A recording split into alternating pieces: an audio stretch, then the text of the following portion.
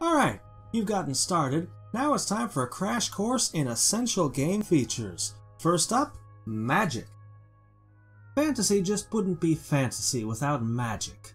Being able to control the raw, elemental forces of the world to pour out rivers of lightning upon your hapless foes. Well, I'm afraid they don't give that kind of power out to farmhands. Well, we're gonna have to make do with more honorable methods. Like poison! And curses! Whatever the spell might be called or look like, that's what they all come down to. The enemy is cursed and now takes more damage. Sometimes they get creative with additional effects, like the mad combination that creates horses and floating eyeballs. More on that in my tips and tricks video. But most of the time, it all comes down to what combination of terrifying curses will yield the most damage. Yeesh! Desiccate? Boil? Consume? Scorched earth? And impending doom? What did this poor plant ever do to deserve all that? Unfortunately, it's going to be a while before you get any of the good magics. For now, you should cast Haste and Quicken Mind on raids that you summon, and try to avoid casting magic on other people's raids. I should mention, only the person who summons a raid can remove magics from it. Generally, players consider that whoever summons the raid to be that raid's owner. If you have a specific magic that you want on a raid that you summon, you can usually ask for them in the raid's chat box, before posting it to World Chat. If you don't get the magic you wanted, just remove some of the magics you don't want to make more room. Now, on to the Citadel. This place is great. It continually generates stuff for you while you're away. And you don't need to worry too much about seeking out the books to open these buildings up. You'll find those all through questing. The scrolls to upgrade the buildings, however, will require you to go out of your way. You can look up any of them that you want on the wiki, though be aware that the mobile version of this game is slightly different than the PC version in this regard, as some of the scrolls have different numbers or different locations. Scrolls, particularly the ones that drop from raids, can be extremely stubborn sometimes. For example, I've probably beaten Spectral Erebus a couple hundred times, and yet the random numbers continue to hold this jeweler's scroll out of my reach. Everything you need to know about stat points. Attack! Everyone's favorite stat. Makes you better at inflicting damage. Hit points! You already know what these are. Defense! By itself, this is not a particularly valuable stat. It does make you harder to hurt while questing, but against raid bosses it does nothing. Well, okay, it increases your damage a little, but it takes 4 defense points to equal a single point of attack. Perceptions. Oi, this one is kinda weird. Most people will tell you that it's not very good, and they're probably right. It comes into play when you're questing. Sometimes you'll find items. More perception means finding better stuff. There are charts.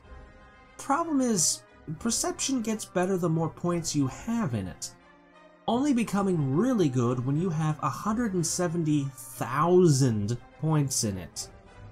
High-level players, and I'm talking around level 2000, can load up on this stat and get the full benefit from it. But for the rest of us, it's simply not worth investing in. Now over here are some more stats. LSI. This is how much energy and stamina you have relative to your level. Until you're level 100, there's no limit to how high this can get, but the moment you cross that magic threshold, suddenly you're limited to an LSI of 7, and you'll be using every trick you can to cram more into those bars. BSI. This is your attack and defense added together, divided by your level. It's important for PvP and little else. TSI. TSI is all your stats added together and then divided by your level. There are leaderboards, but otherwise it doesn't plug into anything. Oh, and stat growth slows down dramatically after 10,000 points. Mutex script. Mutex is on Congregate only. For those playing on another platform, you want Idrinth's. It has many of the same features. I'll have links to both scripts, but I'll talk about Mutex, as it's the one I'm familiar with. What can Mutex script do? Well, there are many small conveniences. For example, you can type in the name of any monster and instantly get data on it. There are special chat options, all sorts of stuff. But the big reason that you want Mutex script is the raid database. Here, watch this. I click import, then I click join.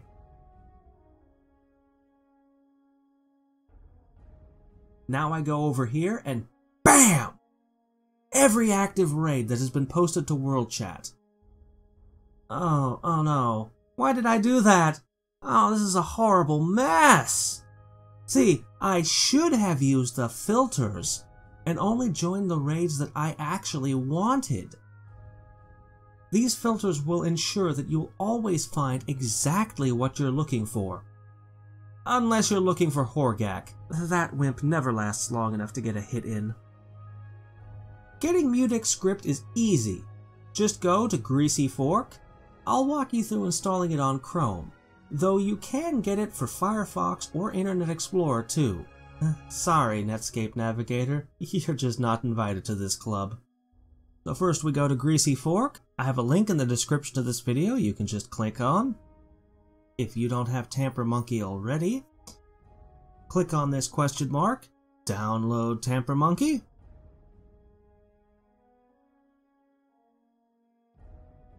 Then go back to Greasy Fork and click install this script. Then we just go back to Dawn of the Dragons and refresh our page. There it is. There are so many features of Mutex script that I could spend an entire video going over them. And someday I might do just that. Until then, you can learn more from this thorough text document that I'll leave a link to.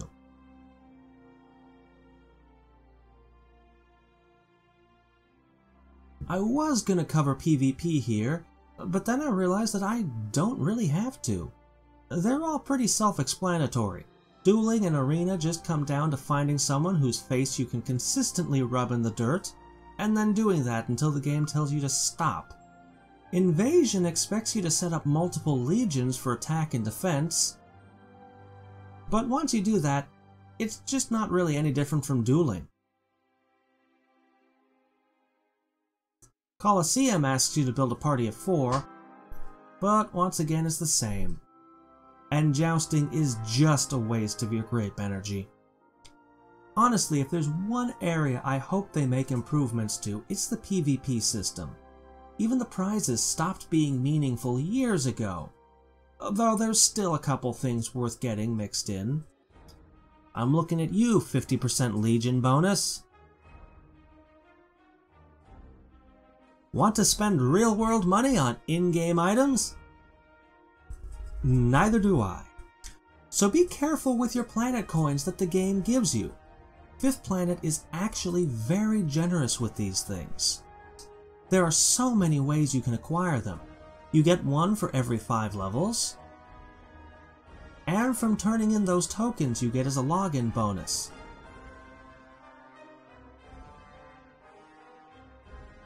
You can get tons by spending your achievement points. Hell, sometimes they just hand them out.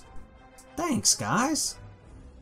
I do wish that certain other companies would follow suit with their free-to-play offerings. As a free player, you will be able to get anything that you want.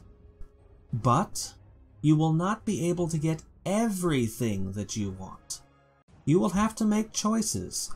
As new content is always being added to the game, I can't tell you what the best deals are going to be when you see this video. I can, however, give you a few solid pointers. First, those Pitchfork Tokens. Converting them to PCs can be useful in a pinch, but if you can avoid spending them and instead hoard enough of them, you can get the coveted Exalted Hero chest. Man, I want one of those. Your first purchase should be a good legion. After that, you should focus on the units that we call premiums. They only show up on sale one time, and are very hard to acquire afterward. Premiums always have abilities that allow them to grow with you in some way. Maybe it gets stronger as you gain levels, or as you find troops, or maybe its strength is based on how many old boots you've got piled in your closet. Anything else that's for sale should be viewed with suspicion. In fact, even premiums can vary wildly in power. I can't stress the value of premiums enough. They can be game changers, often doing things that nothing else in the game can do. Now, while we're on the subject of Planet Coins, there is one last thing I'd like to share. When I find a free-to-play game that I like, I ask myself a question. If I were to walk into a store and saw that game on a shelf, how much would I be willing to pay for it? And I make sure to give them that much. Because after all, at the end of the day, Fifth Planet Games is a business, and their employees do have to eat. Next time we'll cover guilds. Real guilds that have all the guild raids, campaigns, adventures, and even a special shop. Until next time and every time, this is Hadrix signing off.